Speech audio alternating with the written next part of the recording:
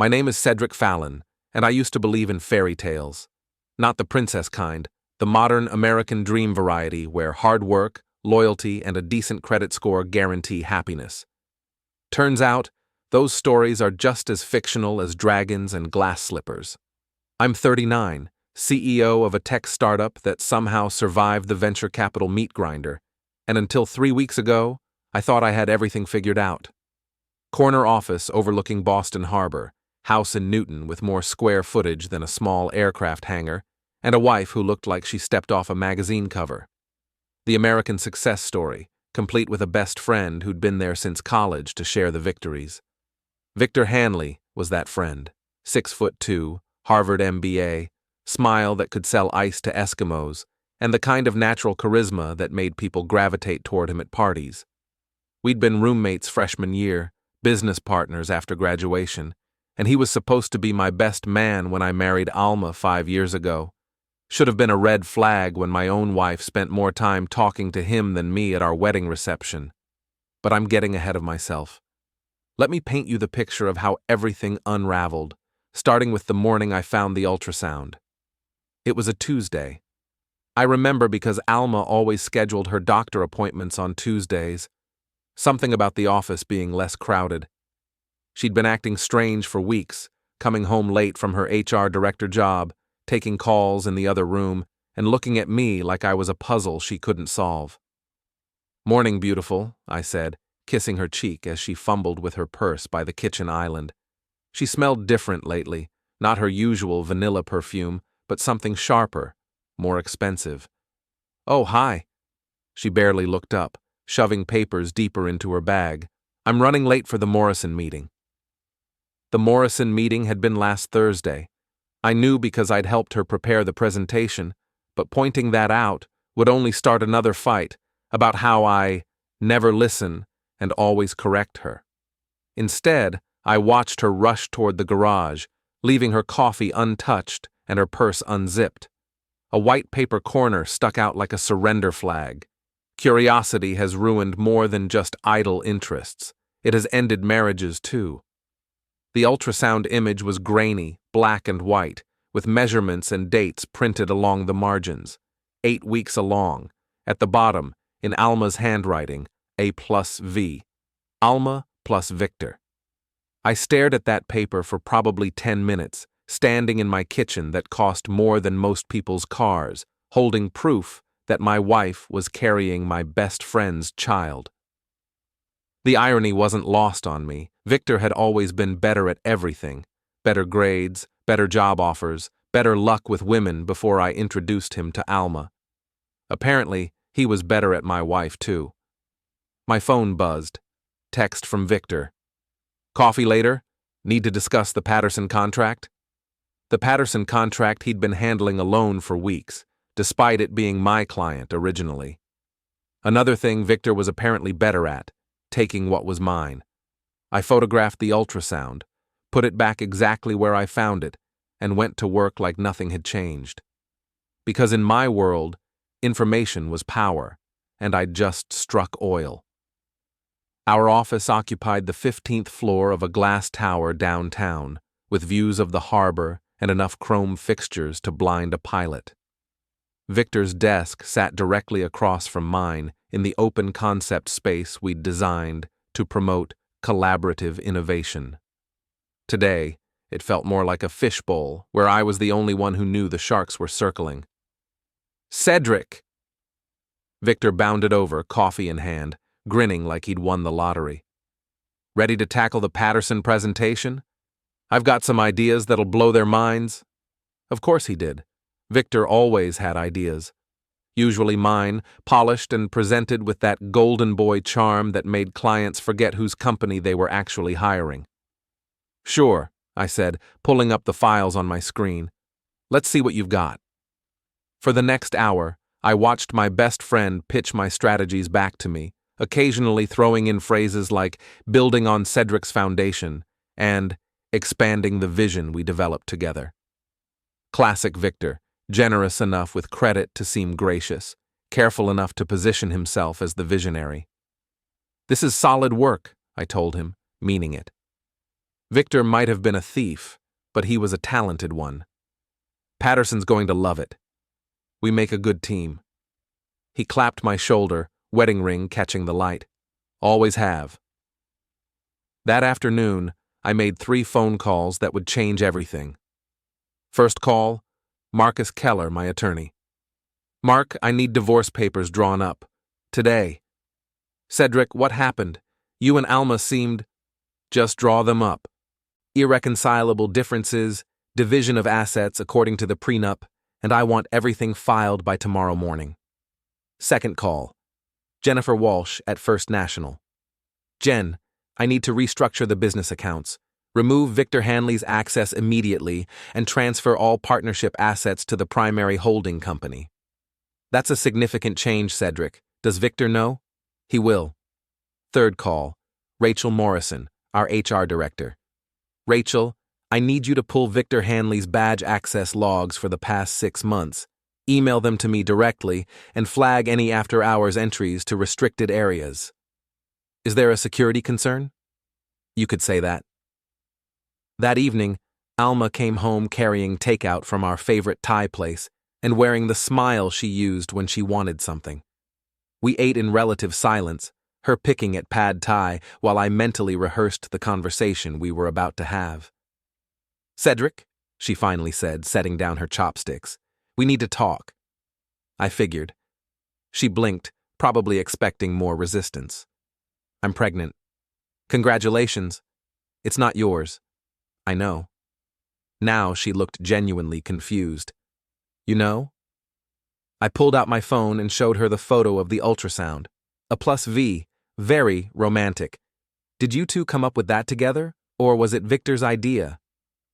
Her face went through several expressions: surprise, shame, defiance, then something that might have been relief. How long have you known? Since this morning. Question is, how long has it been going on? 6 months. She folded her hands in her lap like a schoolgirl confessing to cheating on a test. It wasn't planned, Cedric. It just happened. Things like this don't just happen, Alma. People make choices. You're right. She looked up, and for a moment I saw the woman I'd married. Vulnerable, honest, real. I made a choice. We both did. And now? Now I need your help. I almost laughed. My help? Victor's situation is complicated. His divorce isn't final, and if this comes out now, it'll destroy everything. His custody arrangement, his settlement, his career. We need time to figure things out properly.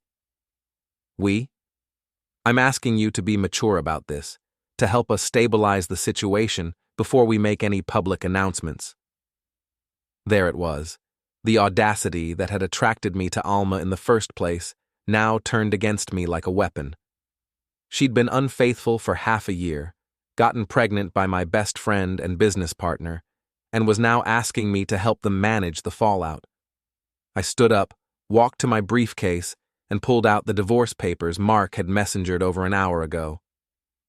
Here's my maturity, I said, placing them on the table next to her untouched pad Thai. And my help. Alma stared at the documents like they might burst into flames. Cedric, please, if you file these now... I already filed them. These are your copies. You what? Filed this afternoon. Served the papers to Victor's attorney 20 minutes ago, along with notice that our partnership agreement is terminated effective immediately due to breach of ethics clauses. Her mouth opened and closed without sound. Oh, and I pulled his access to all company accounts and facilities. Victor's badge stopped working about the time you walked through that door. You can't do this. Actually, I can. Partnership Agreement Section 12, Subsection 4. Any partner engaging in conduct detrimental to company interests or ethical standards can be removed by majority vote of remaining partners. Since I own 60%, I am the majority. Alma's phone buzzed. Then again. Then it started ringing. That's probably Victor, I said.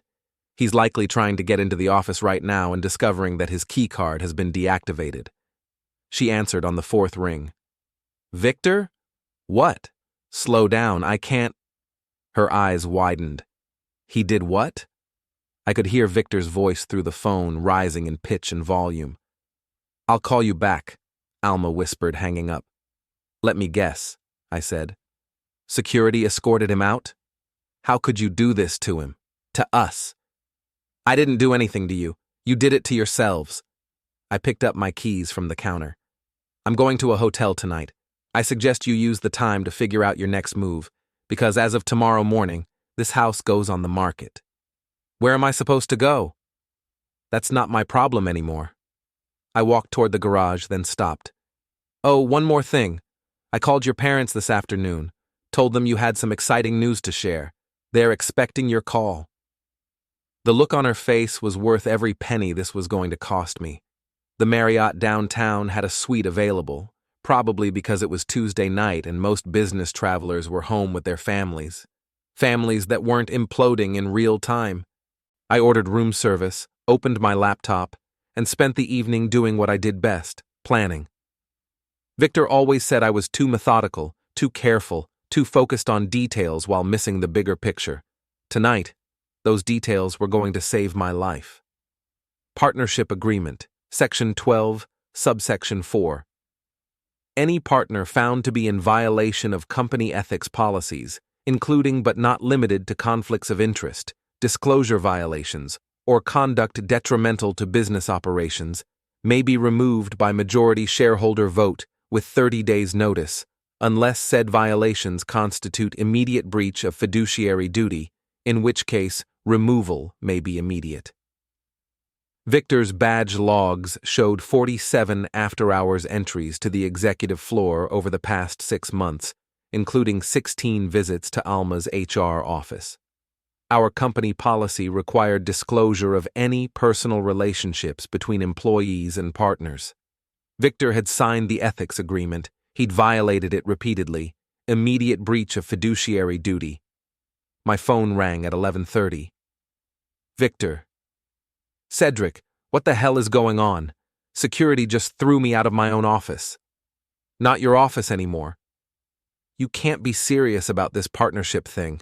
We've been friends for 20 years. Friends don't sleep with each other's wives. Silence on the other end, then. She told you. She didn't have to. I'm not blind, Victor, just slow to catch on. Look, I know how this looks. It looks like you've been having an affair with my wife in your office after hours for 6 months and got her pregnant.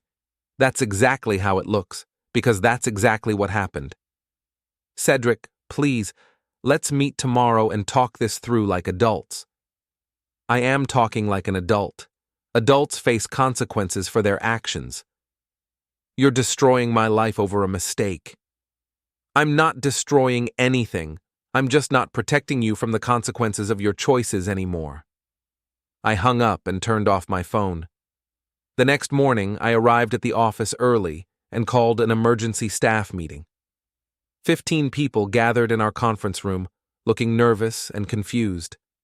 Victor's empty chair sat like an accusation at the far end of the table. I know you're all wondering about yesterday's events, I began. Victor Hanley is no longer with the company, effective immediately. His partnership has been terminated due to violations of our ethics policy. Jennifer from accounting raised her hand. What about the Patterson contract? Victor was lead on that. I'll be taking over all of Victor's accounts personally. The transition should be seamless. Is this permanent? Asked Tom from development. Yes. More questions followed, but I kept my answers brief and professional. No need to air dirty laundry in front of the staff. They'd figure out the details soon enough. Boston's business community was smaller than people realized. After the meeting, I called Patterson directly. Robert, this is Cedric Fallon. I wanted to personally assure you that yesterday's personnel changes won't affect your project timeline. Personnel changes? Victor Hanley is no longer with the company. I'll be your primary contact moving forward. I see. Robert Patterson was old-school Boston money, the kind of client who valued stability above all else. Was there a problem with his performance? Let's just say there were conflicts of interest that couldn't be resolved. Understood. As long as the quality remains consistent, were comfortable with the transition. 1 down, 12 to go. By noon, I'd contacted every client Victor had been handling. Most took the news in stride. After all, they'd been hiring my company, not Victor personally. A few asked pointed questions, but I deflected with vague references to strategic restructuring and focusing on core competencies. My assistant knocked on the door around 1 o'clock. "Mr. Fallon, there's a woman here to see you. Says she's your wife." "Send her in." Alma looked like she hadn't slept. Her usually perfect hair hung limp around her shoulders, and her makeup couldn't quite hide the circles under her eyes. She sat across from my desk like a job applicant. "The house is already listed," she said without preamble. "Efficient realtor." "Cedric, please, can we talk about this reasonably? I thought we did that last night. Victor's lawyer says the partnership termination won't hold up in court. He's going to fight it." "Victor's lawyer is wrong." I pulled out a folder thick with documents. Badge access logs showing 47 unauthorized visits to restricted areas. Email records indicating undisclosed personal relationships with company personnel. Signed ethics agreements explicitly prohibiting such relationships without disclosure. I slid the folder across the desk. "Victor can fight it if he wants." "Discovery should be interesting." Alma flipped through the papers, her face growing paler with each page. "You've been planning this." "I've been documenting everything. There's a difference." "For how long?" "Does it matter?" She closed the folder. "What do you want?" "I want you to leave my office." "I mean, what do you want to make this go away? Money? The house? I'll sign whatever you need me to sign." "I don't want anything from you, Alma. I want you to disappear from my life completely and permanently." "And Victor?" "Victor made his choice when he decided my wife was more interesting than our friendship. Now he gets to live with the consequences." She stood up, smoothing her skirt. "You're making a mistake. Victor has connections, resources. He won't just walk away from 20 years of work. Neither will I." That afternoon, Victor showed up. Security called first. "Mr. Fallon, there's a Victor Hanley in the lobby demanding to see you. Should we send him up?" "No, tell him to make an appointment. He says he won't leave until you talk to him. Then call the police and have him removed for trespassing." 10 minutes later, my phone rang again. "He's gone, sir." But Victor wasn't the type to give up easily. At 5:30, he was waiting by my car in the parking garage. "Cedric." "Victor. We need to talk." "No, we don't." I clicked my key fob, and the Audi's lights flashed. Victor stepped between me and the driver's door. "Move." 20 years of friendship, and you're going to throw it away over this? "I'm not throwing anything away. You already did that." She came to me, Cedric. Alma was unhappy, and she needed someone to talk to. And talking led to pregnancy? Victor's jaw tightened. It wasn't supposed to happen like this. How was it supposed to happen? We were going to tell you. After my divorce was final, after we figured out the right way to handle everything. The right way would have been not sleeping with my wife. You think you're some kind of victim here? When's the last time you took Alma anywhere? When's the last time you really talked to her, paid attention to her, made her feel like she mattered? I stared at him. Are you seriously blaming me for your affair? I'm saying marriages don't just fall apart overnight. There were problems long before I came into the picture. You've been in the picture since day one, Victor. That was the problem. I pushed past him toward my car. He grabbed my arm. Don't touch me. I'm not going to let you destroy everything we built together. We didn't build anything together. I built a company and you rode along for the benefits. That's not true. Isn't it? Name one client you brought in, one contract you negotiated, one innovation you developed that wasn't based on my work. Victor's face flushed. I brought value to this partnership. You brought charm and a Harvard MBA. I brought everything else. I got in my car and started the engine. Victor stood there for a moment, then leaned down to the window. This isn't over. Yes, it is. I drove home to pack my things and found Alma sitting on the couch, surrounded by boxes. Moving fast, I observed. I don't have much choice. The realtor says we could have offers by the weekend if we price it right. Good. Where am I supposed to go, Cedric? My parents won't return my calls. My job is in jeopardy because of the scandal, and Victor's apartment lease is in his wife's name. That sounds like a you problem. I'm pregnant. With someone else's child. I still need somewhere to live. I pulled a business card from my wallet and handed it to her. Extended Stay America. They have weekly rates. You're really going to make me stay in a hotel? I'm not making you do anything. I'm just not providing alternatives. She looked at the card like I'd handed her a live scorpion. Victor was right about you.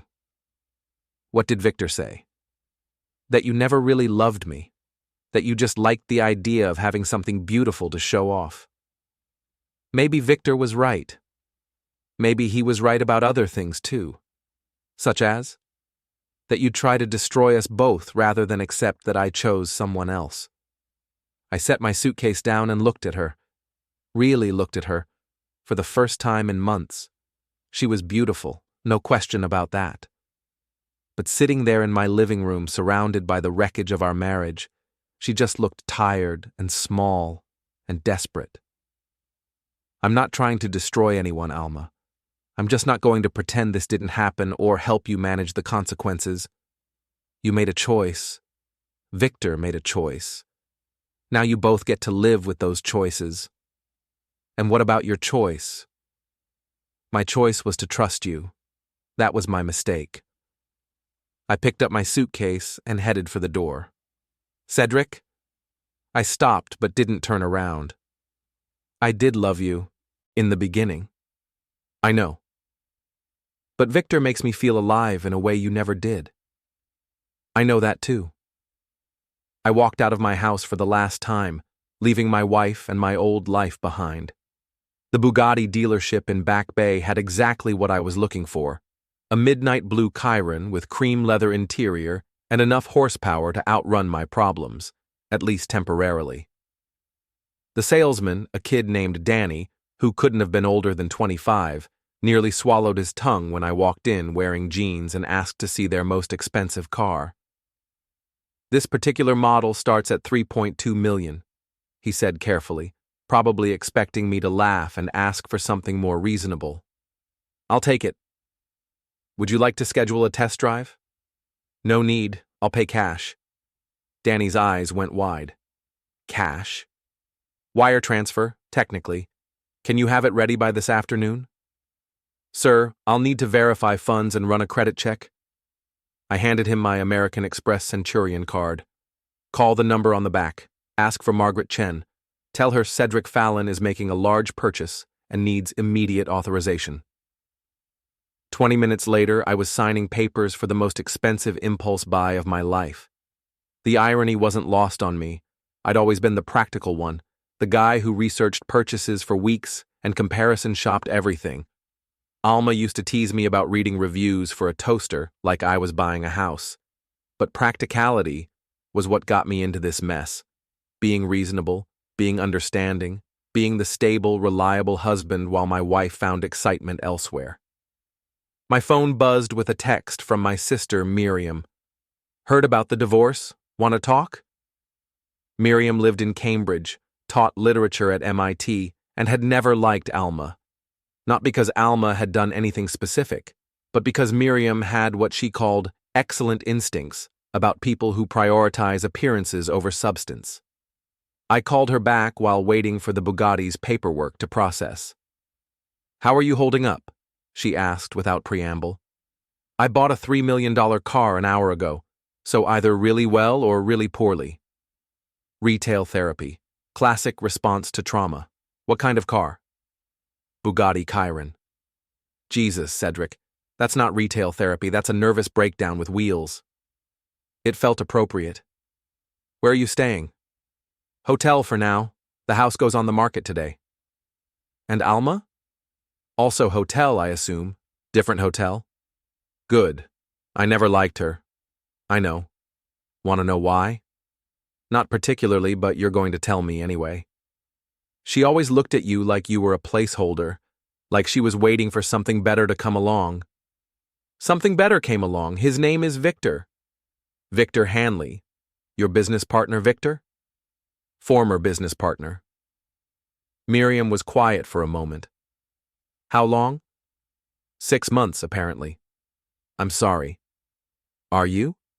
You've been waiting for this marriage to implode since the wedding. I've been waiting for you to realize you deserved better than someone who treated you like an accessory. The dealership manager approached with a set of keys and a smile that suggested I'd just made his quarterly numbers. I have to go, I told Miriam. I'm picking up my midlife crisis. Cedric? Yeah? Don't do anything stupid. Too late. The Bugatti drove like a rocket with leather seats. I took it up Route 1 toward Newburyport, opened it up on the straightaways, and tried to outrun the voice in my head that kept asking what I was supposed to do next. The practical answer was simple. Finalize the divorce, sell the house, restructure the business, and move on. But moving on required having somewhere to move to, and for the first time in my adult life, I had no idea what that looked like. My phone rang through the car's sound system. Unknown number. Cedric Fallon. Mr. Fallon, this is Janet Morrison from Channel 5 News. I was hoping to speak with you about the recent changes at your company. No comment. We've heard reports of a partnership dispute involving personal relationships and ethics violations. Can you confirm? I hung up and immediately called my attorney. Mark, someone leaked the Victor situation to the press. What kind of leak? Channel 5 just called asking about partnership disputes and ethics violations. Did you talk to them? I said no comment and hung up. Good. Don't talk to anyone else. I'll handle media inquiries from now on. How did they find out? Could be anyone. Court filings are public record, and business disputes make good stories, especially when there's personal drama involved. What do I need to know? Keep your mouth shut. Don't do anything that could be construed as retaliation or harassment, and let me handle the legal aspects. The last thing we need is Victor claiming you're conducting a vendetta. Too late for that, too. That evening, I drove the Bugatti to my favorite restaurant in the North End, a small Italian place where Alma and I used to go for anniversaries. The owner, Giuseppe, had known us for 3 years and always asked about the beautiful wife. Mr. Fallon, Giuseppe beamed as I walked in. Your usual table? Just me tonight. Mrs. Fallon is not coming. Mrs. Fallon won't be coming anymore. Giuseppe's face fell. I'm sorry to hear this. So am I. I ordered the osso buco and a bottle of Barolo that cost more than most people's rent, and spent dinner reading the news coverage on my phone. The story had made the business section of the Globe. Tech partnership dissolved amid ethics dispute. The article was carefully worded, avoiding specifics while making it clear that personal relationships were involved. Victor was quoted as saying he planned to vigorously defend against unfounded accusations, and that the partnership termination was a vindictive response to legitimate business disagreements. My phone buzzed with a text from an unknown number. Saw the news. We should talk. V. I deleted it without responding. Another text, 5 minutes later. This doesn't have to get ugly. I blocked the number. By the time I finished dinner, 3 more unknown numbers had texted me. Victor was persistent. I'd give him that. The next morning brought a new complication. I arrived at the office to find a process server waiting in the lobby. Cedric Fallon? That's me. You're being served. The papers were exactly what I expected. Victor's lawsuit challenging the partnership termination and seeking immediate reinstatement of his access and authority. The filing claimed breach of contract, wrongful termination, and defamation. I called Mark from my office. They moved fast, he said after I read him the highlights. Can they win? Doubtful. The ethics violations are well documented, and the partnership agreement is clear about termination procedures. But they can make it expensive and time-consuming. How expensive? 6 figures minimum, possibly 7 if it goes to trial. And how long? Could be a year or more. I looked out my office window at the harbor, where boats moved back and forth with purposeful efficiency. Everyone knew where they were going. Mark, I want to countersue. For what? Breach of fiduciary duty, violation of company ethics policies, and whatever else you can think of. If Victor wants to make this expensive, let's make it expensive for both of us. Cedric, that's going to escalate things significantly. Good. That afternoon, I got a call from Tom Patterson. Cedric, I just wanted to check in about our project timeline. There are some rumors circulating that I thought you should know about. What kind of rumors? That your company is having financial difficulties, that the partnership dispute is affecting your ability to deliver on contracts. Who's spreading these rumors? I'd rather not say, but I wanted to hear your response directly. Our financial position is stronger than ever, and all current projects remain on schedule. The partnership change has actually improved our operational efficiency. Good to hear. I'll pass that along. After I hung up, I called Jennifer in accounting. Jen, I need you to pull together a financial summary for the past quarter. Revenue, expenses, cash flow, everything. Is there a problem? Someone's spreading rumors about our financial stability. I want documentation ready in case any other clients call with concerns. I'll have it ready by tomorrow morning. Make it tonight. The numbers were actually better than I'd expected.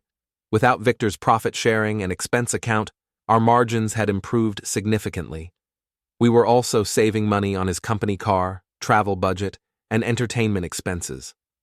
I spent the evening drafting a letter to all our clients, assuring them of our continued stability and outlining the positive changes resulting from our strategic restructuring. I didn't mention Victor by name, but the message was clear. We were better off without him. My phone rang as I was finishing the letter. Alma, we need to talk.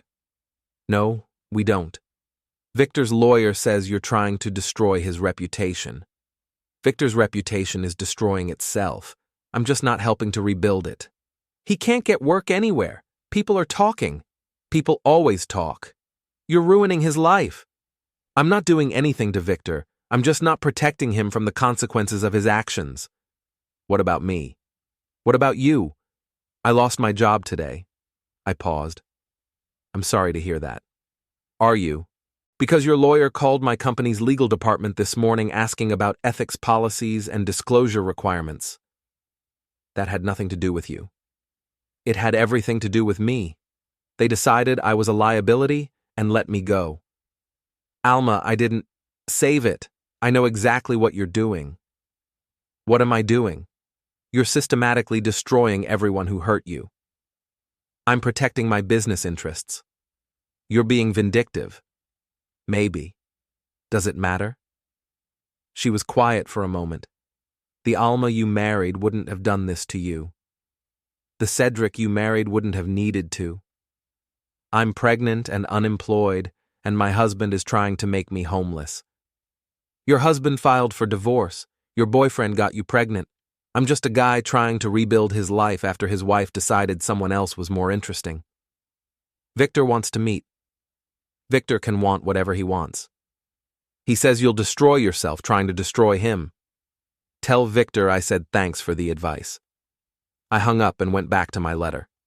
By midnight, it was ready to send to every client, vendor, and business contact I had. The war was officially begun. The countersuit hit Victor like a sledgehammer to the chest.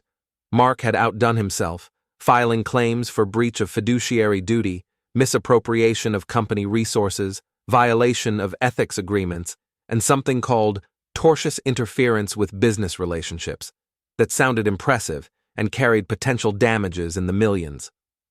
I was in my office reviewing quarterly projections when my assistant buzzed in.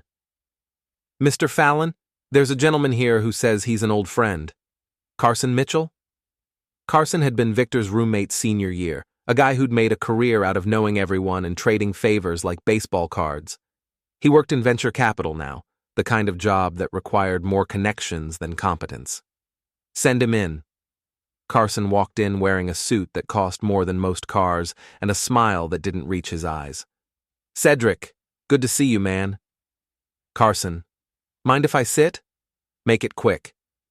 He settled into the chair across from my desk and looked around the office appreciatively. "Nice setup. Business must be good." "It is. Even with all the recent changes?" "Especially with the recent changes." Carson nodded like he'd expected that answer. "Victor's pretty torn up about everything." "I'm sure he is." "He asked me to talk to you, see if there's a way to work this out without lawyers and lawsuits and all that ugliness." "There is. He can drop his lawsuit, accept the partnership termination, and disappear from my life." "Come on, Cedric. You guys have been friends for 20 years. We were friends for 20 years. Past tense. Look, I get it. What happened with Alma was messed up, but destroying Victor's career isn't going to fix your marriage." "I'm not trying to fix my marriage. My marriage is over." "Then what's this about?" I leaned back in my chair and studied Carson's face. He had the look of a man delivering a message he didn't particularly believe in. "This is about consequences, Carson. Victor made choices. Now he gets to live with them." "He's broke, Cedric. Can't get work anywhere because of the rumors. His wife's divorce lawyer is circling like a vulture and he's got 2 kids to support." "Not my problem. It could be your opportunity." "How's that?" Carson leaned forward. "Victor's desperate. He'd be willing to settle for a lot less than what he's asking for in the lawsuit. Maybe even walk away entirely if the terms were right." "What kind of terms?" "A severance package. Something to help him get back on his feet. In exchange, he drops the lawsuit and signs a non-compete agreement." "How much?" $500,000. I laughed. "You're joking." "It's a lot less than what a prolonged legal battle would cost." "Carson, let me explain something to you. Victor betrayed me personally and professionally. He violated his fiduciary duty to our company, broke his ethics agreement, and had an affair with my wife. And now, you want me to pay him $500,000 to go away. I want you to consider the practical thing would be to let the courts handle it. Victor's lawsuit has no merit, and my countersuit is going to cost him everything he has left." Carson's smile finally slipped. "You're really going to destroy him." "I'm really going to let him destroy himself." "And Alma, what about her?" "She's pregnant and unemployed." "She's pregnant with Victor's child and unemployed because she violated company policy. Neither of those things is my responsibility." Carson stood up. "You know, Victor always said you were cold. I never believed him before." "Victor said a lot of things. Most of them turned out to be lies." After Carson left, I called Mark. "Victor sent an emissary, Carson Mitchell, wants to settle for $500,000. That's actually not unreasonable, considering I'm not paying Victor anything. Cedric, litigation is expensive and unpredictable. Even when you win, you lose. Then we'll lose expensively. This is starting to feel personal." "It was always personal, Mark. Victor made it personal when he decided my wife was part of our partnership benefits." That evening, I drove the Bugatti to Victor's apartment complex in Somerville. He was living in a converted warehouse now, the kind of place that called itself luxury urban living, but was really just overpriced student housing for adults who couldn't afford actual luxury. I parked across the street and waited. Victor emerged around 7:30, looking like he'd aged 5 years in the past month. His usual confidence was gone, replaced by the hunched shoulders and quick glances of a man who expected bad news around every corner. He was walking toward a beat-up Honda Civic when he spotted the Bugatti. Our eyes met through the windshield. I started the engine, let it rumble for a moment, then drove away. The next morning brought news that made my coffee taste even better than usual. Jennifer from accounting knocked on my door with a grin. "You're going to love this," she said, handing me a printout. "Victor's lawyer called this morning. They want to schedule a settlement conference." "Already?" "Apparently, our countersuit got their attention. Something about the potential damages being larger than they anticipated." I scanned the document. Victor was now willing to accept termination of the partnership in exchange for dropping his lawsuit. No severance, no settlement payment, just a mutual agreement to go their separate ways. "What do you think?" Jennifer asked. "I think Victor's lawyer did the math and realized they were in over their heads." "Are you going to accept?" "Not yet." "Why not?" "Because Victor hasn't learned his lesson yet." That afternoon, I got a call from an unknown number. Against my better judgment, I answered. "Cedric?" The voice was shaky, desperate. "Alma." "What do you want?" "I'm calling from the hospital." My stomach dropped. "What happened?" "Nothing serious, just some complications with the pregnancy. But I don't have insurance anymore, and the bills—" "Call Victor." "Victor doesn't have any money." "Not my problem." "Cedric, please. I know you hate me, but—" "I don't hate you, Alma. I just don't care about you anymore. The baby is Victor's baby, Victor's responsibility. You used to be a good man. I used to be a lot of things." I hung up and immediately called my lawyer. "Mark, I want to accelerate the divorce proceedings, whatever it takes to finalize everything as quickly as possible." "That'll be expensive." "I don't care." "And the settlement conference with Victor?" "Schedule it. But I want to add some conditions to our counteroffer." "What kind of conditions?" "Victor signs a non-disclosure agreement about our business operations, past and present. He agrees never to contact me or any of our clients again, and he provides a written apology acknowledging his violations of company policy and personal ethics." "Cedric, that's pretty harsh." "Not harsh enough." The settlement conference was scheduled for the following Friday in Mark's office. I arrived early and spent the time reviewing Victor's financial disclosure statements. The numbers were even worse than I'd expected. He was 3 months behind on rent, maxed out on credit cards, and had exactly $437 in his checking account. Victor arrived with his lawyer, a tired-looking woman who'd probably taken the case hoping for a quick settlement. He looked like he hadn't slept in weeks. "Gentlemen," Mark began, "let's see if we can resolve this matter without further litigation." Victor's lawyer slid a document across the table. "My client is prepared to accept termination of the partnership and drop all claims in exchange for a mutual non-disparagement agreement."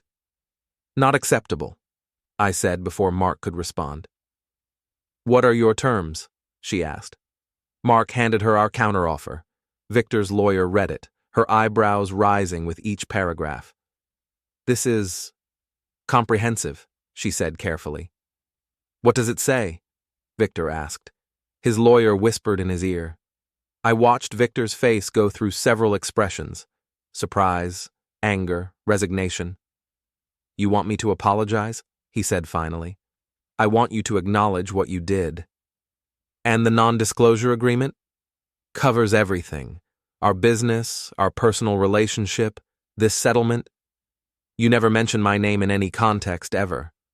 And if I don't sign? Then we go to trial, and I spend whatever it takes to make sure you never work in this industry again." Victor stared at the document for a long moment. "You really hate me that much?" "I don't hate you, Victor. I just want you to disappear." "What about Alma? What about her?" "She's carrying my child." "Then you better figure out how to support them without my help." Victor's lawyer leaned over and whispered something in his ear. He nodded slowly.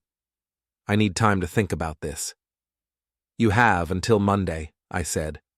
"After that, the offer expires and we go to trial."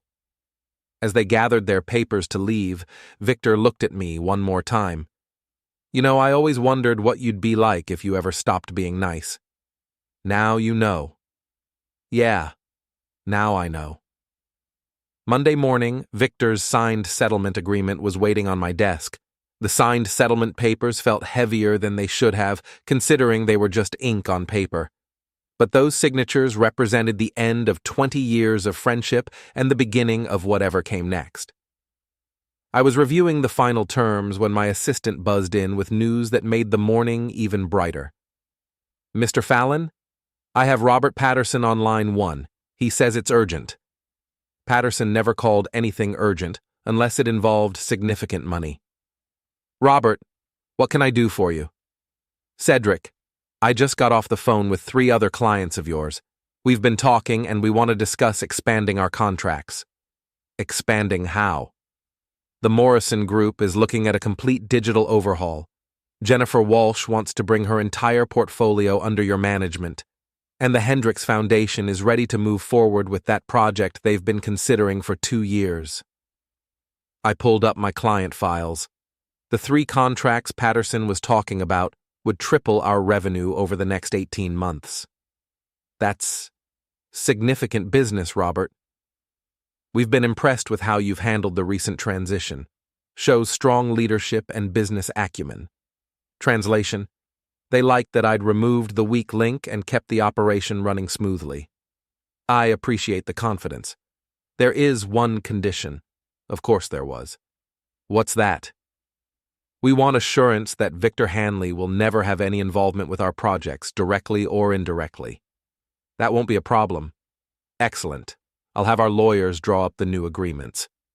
After I hung up, I sat back in my chair and did some quick math. The expanded contracts, combined with the money I was saving on Victor's partnership distribution, meant the company would be more profitable in the next year than it had been in the previous 3 combined. Revenge, it turned out, was excellent for business. My phone buzzed with a text from Miriam. Lunch today? I'm buying. We met at a cafe in Harvard Square, the kind of place where professors argued about literature over overpriced salads. Miriam was already waiting when I arrived, reading what looked like student papers. You look better, she said without looking up. I feel better. Divorce finalized? Next week. Settlement conference wrapped up all the business issues. And Victor? Victor is no longer a factor in my life. Miriam finally looked up from her papers. You sound different. Different how? Harder, more focused, like you finally figured out what you want. I figured out what I don't want. Which is people who take advantage of my trust. That's a pretty broad category. I'm okay with a smaller circle. Miriam studied my face for a moment. Are you happy? I'm satisfied.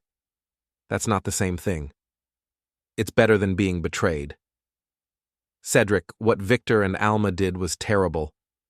But if you let it turn you into someone who can't trust anyone, I can trust people.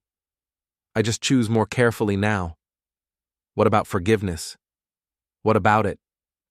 Don't you think holding on to anger is going to eat you alive? I considered the question while watching students hurry past the window, all of them convinced their problems were the most important things in the world. I'm not angry anymore, Miriam. I'm just done. Done with what? Done being the nice guy who gets taken advantage of. Done being the reasonable one who always compromises. Done caring more about other people's feelings than my own interests. That sounds pretty angry to me. Then maybe anger is what I needed. That afternoon, I drove to the house for the final walkthrough before closing. The realtor, a cheerful woman named Susan who specialized in high-end properties, met me at the front door. The buyers are very excited, she said as we walked through the empty rooms. They love what you've done with the place. The house looked different without furniture. Bigger somehow, but also more impersonal. It was just space now, not a home.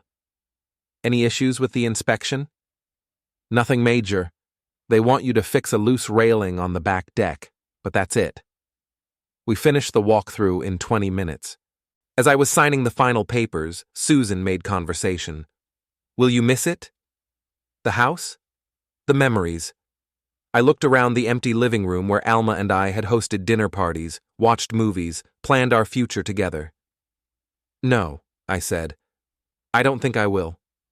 That evening I drove the Bugatti to a dealership in Brookline and bought a second car, a practical BMW for daily driving. The salesman seemed confused when I explained that I needed something less conspicuous for business meetings. The Bugatti draws too much attention, I told him. Most people like attention when they're driving a $3 million car. I'm not most people. The BMW was black, fast enough to be interesting but subtle enough not to announce my net worth to everyone in the parking lot.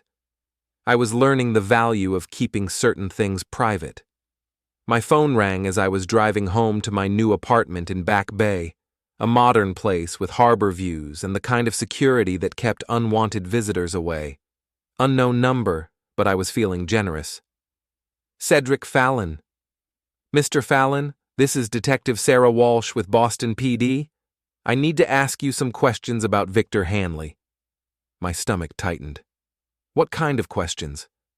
Mr. Hanley filed a harassment complaint, claims you've been following him, threatening him, trying to intimidate him. That's ridiculous. Where were you last Tuesday evening around 7:30? I thought for a moment. Driving through Somerville. Can anyone verify that? No.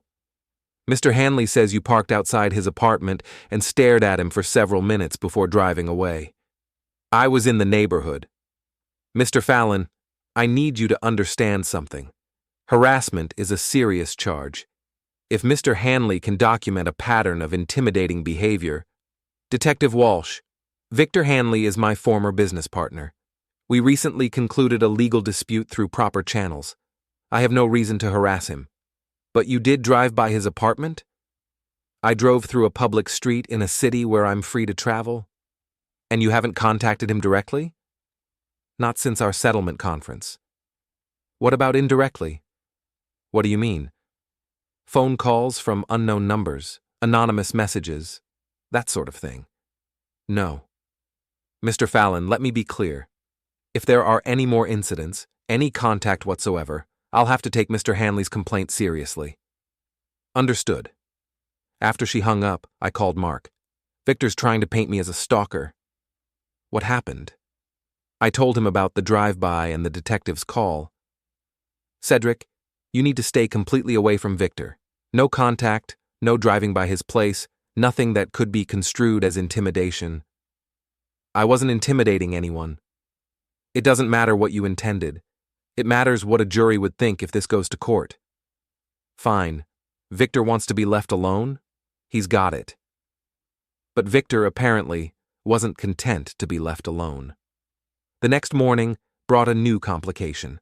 A story in the business section of the Herald titled, Tech Entrepreneur Accused of Vindictive Campaign Against Former Partner. The article was carefully sourced and legally safe, but the implications were clear. Victor had found a sympathetic reporter and painted himself as the victim of a systematic campaign of professional destruction. Sources close to the situation describe a pattern of retaliation that began immediately after Hanley's termination and escalated to include interference with his attempts to find new employment. The story quoted unnamed industry insiders who expressed concern about the chilling effect on business relationships when personal disputes spill over into professional retaliation. My phone was ringing before I finished reading. Cedric, it's Robert Patterson. We need to talk. I saw the article. My board is concerned about the negative publicity. They're asking questions about our expanded contract. Robert, everything in that article is either false or taken out of context. I believe you, but perception matters in this business. What are you saying?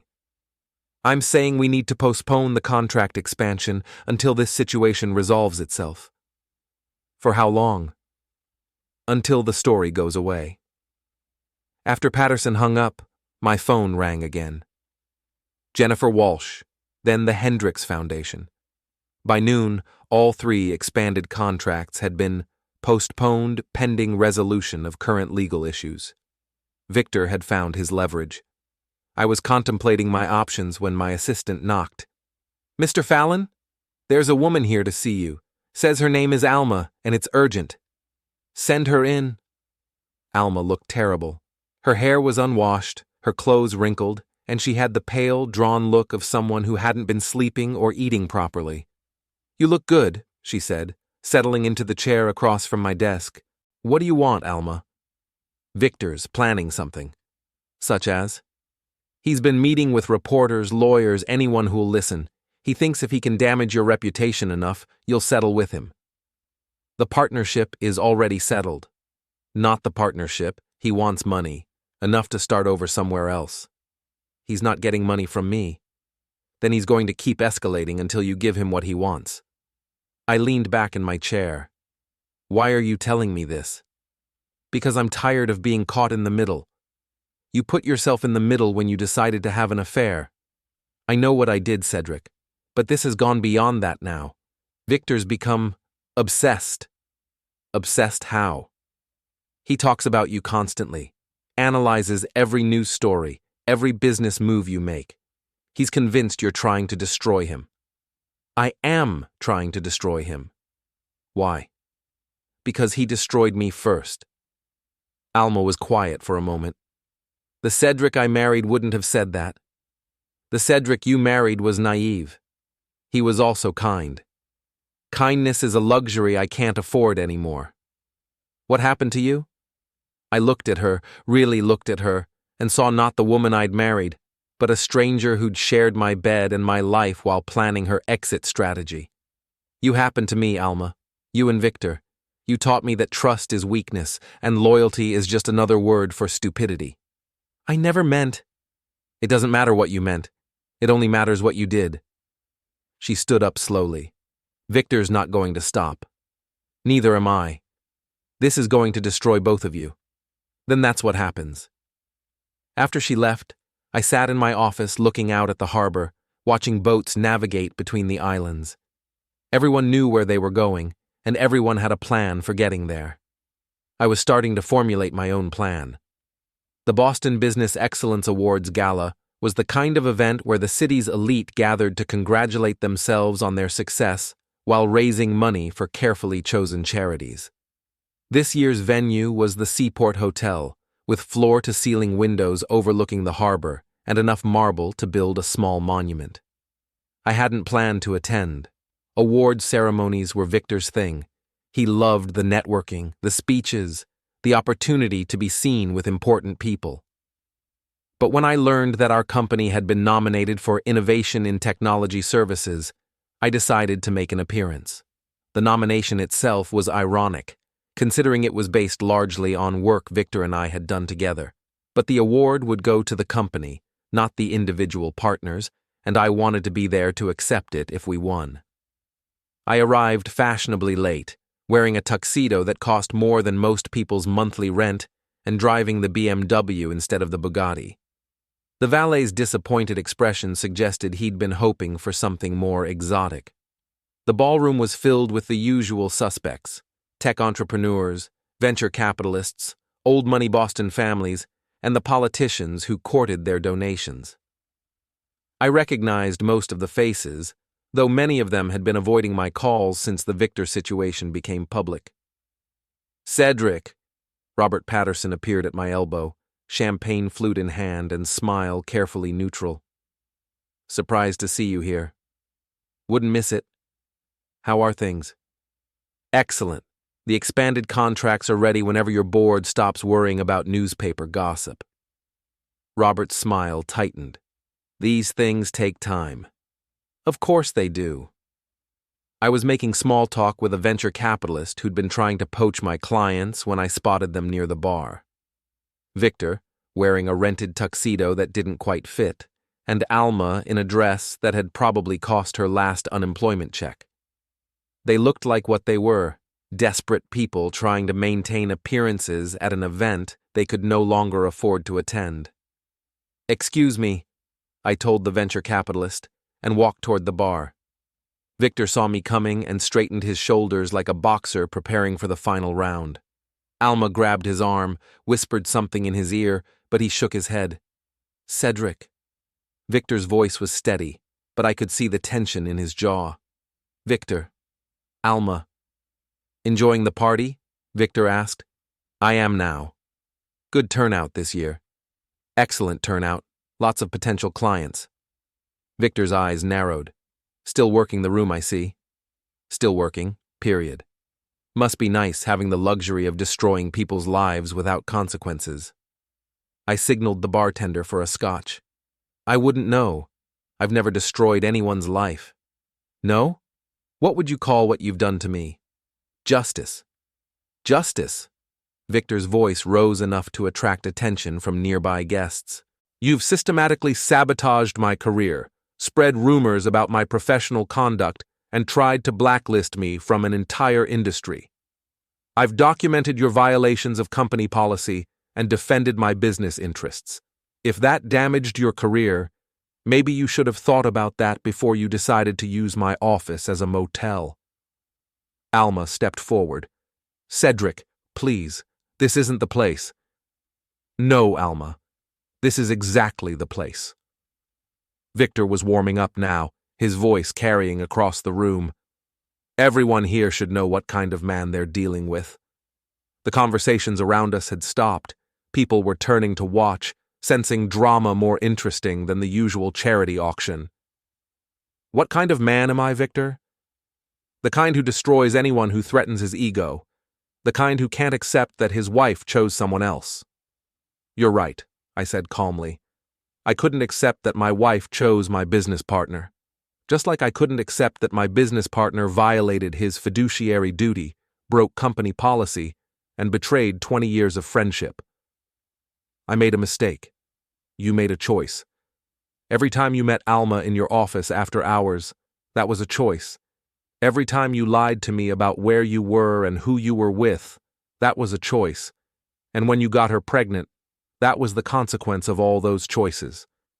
The crowd around us had grown. I could see phones being raised, social media posts being composed in real time. You want to know what kind of man I am? I continued, my voice carrying across the now silent ballroom. I'm the kind who trusted his best friend and his wife completely, and learned that trust is just another word for stupidity. Cedric, stop. Alma's voice was barely a whisper. I'm also the kind who learns from his mistakes. So when Victor here filed a frivolous lawsuit trying to extort money from me, I fought back.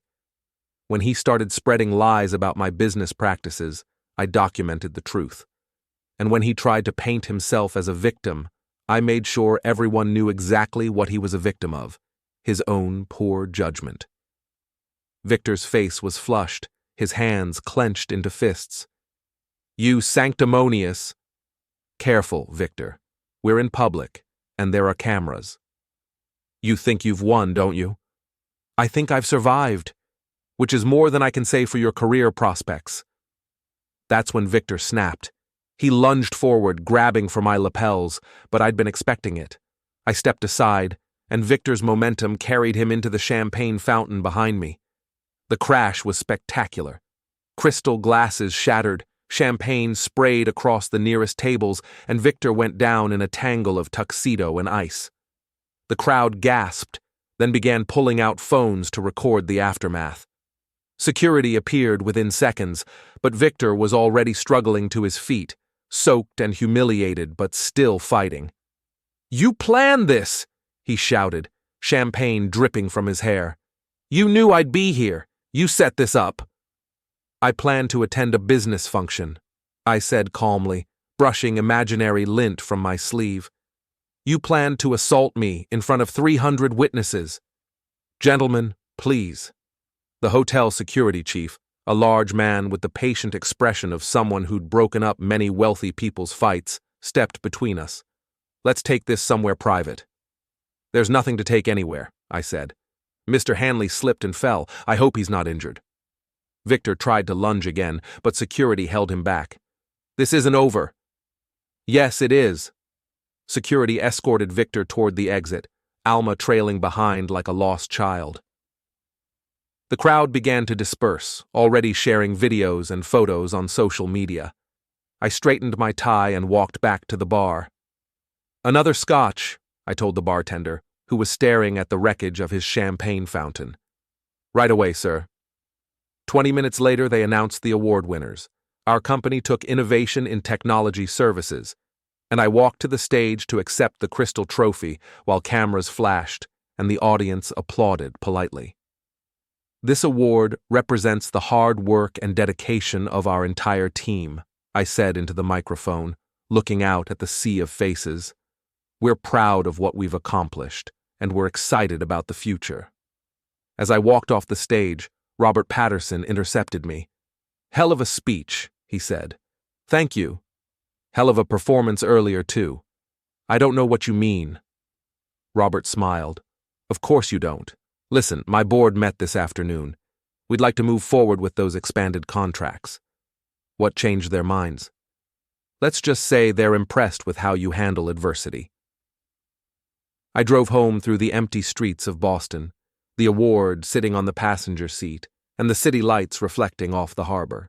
My phone had been buzzing with calls and texts all evening, but I ignored them all. At my apartment, I poured myself a drink and stood at the window looking out at the water. Somewhere out there, Victor was probably plotting his next move, and Alma was probably wondering how her life had gotten so complicated. But for the first time in months, I felt something approaching peace. Not happiness, that would take longer, but the satisfaction of a job well done. I'd set out to protect my business and my reputation from people who'd betrayed my trust. Mission accomplished. The intercom buzzed. Building security. "Mr. Fallon, there's a woman here who says she needs to speak with you urgently. Alma Fallon." I looked at the clock. Nearly midnight. "Send her up." Alma looked even worse than she had at the gala. Her makeup was smeared, her dress wrinkled, and she was shivering despite the warm evening. "Victor's gone," she said without preamble. "Gone where?" "I don't know. After security threw him out, he got in his car and drove off. He won't answer his phone." "Alma, I'm not Victor's keeper. He was talking about ending it all, about how you destroyed everything he'd worked for." I felt a chill. What exactly did he say? That he had nothing left. No job, no money, no future. That you'd made sure of that. Victor made sure of that when he decided to have an affair with my wife. "Cedric, please. Whatever you think of me, whatever you think of him, he's still the father of my child." I looked at her standing in my doorway, pregnant and desperate and completely alone, and felt something I hadn't experienced in months, a flicker of the old sympathy. "What do you want me to do?" "Help me find him." "Why would I do that?" "Because despite everything that's happened, you're still a good person." "No, Alma, I'm not. I'm just a person who's tired of being taken advantage of." "Then do it for the baby. Victor's baby. An innocent baby who deserves to have a father." I stood there for a long moment, weighing my options. The smart play was to close the door and let Alma deal with Victor's breakdown on her own. They'd made their choices, and the consequences were theirs to handle. But standing there looking at her, I realized something important.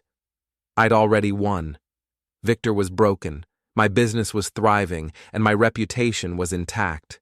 Anything else was just cruelty for its own sake.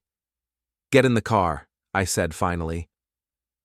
We spent 2 hours driving around Boston, checking the places Victor might go, his old apartment, our former office building, the bar where we used to celebrate big contracts. Nothing. Finally, Alma suggested the harbor. He always said if things got bad enough, he'd just drive off the pier. We found him at Castle Island, sitting on a bench overlooking the water. His rented tuxedo was still damp from the champagne fountain, and he was staring out at the harbor like it held answers to questions he was afraid to ask. "Victor."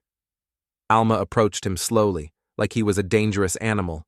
He looked up, saw me standing behind her, and laughed bitterly. "Did you bring him to watch?" "I brought him to help." "Help with what? He's already won." I walked over and sat on the bench beside him. "Victor, whatever you're thinking about doing, don't." "Why not? You've made sure I'll never work again. My wife's taking everything in the divorce. I'm broke, unemployed, and unemployable. You're also about to be a father. To a child I can't support. Then figure out how to support it." Victor turned to look at me. "You really don't care, do you?" "I care about the child, and despite everything, I care about Alma. But not about me. No, not about you. At least you're honest." We sat in silence for a while, listening to the waves lap against the shore. Finally, Victor spoke again. I'm sorry. For what? For all of it. The affair, the lawsuit, tonight at the gala. I'm sorry. I considered his apology, weighing it against months of betrayal and humiliation. Apology noted. Not accepted? I'm not there yet. Victor nodded. Fair enough. But I'm not going to stand in your way anymore either. The war's over, Victor. You lost, I won, and now we both need to move on. How am I supposed to move on? No one will hire me. Then start your own company. Move to another city. Reinvent yourself. With what money? I pulled out my checkbook and wrote out a figure that would cover first and last month's rent, a security deposit, and basic living expenses for a few months. This is a loan, I said, tearing off the check. Pay me back when you can. Victor stared at the check like it might disappear. Why? Because Alma's right. Despite everything, you're going to be a father, and that child deserves better than a broken man for a dad. This doesn't make us even. No, it just makes us done. I stood up and walked back toward the car, leaving Victor and Alma to figure out their future together. As I drove home through the empty streets, I realized something important. Revenge was like any other addiction. Eventually, you needed bigger and bigger hits to feel satisfied. But satisfaction, I'd learned, wasn't the same thing as happiness.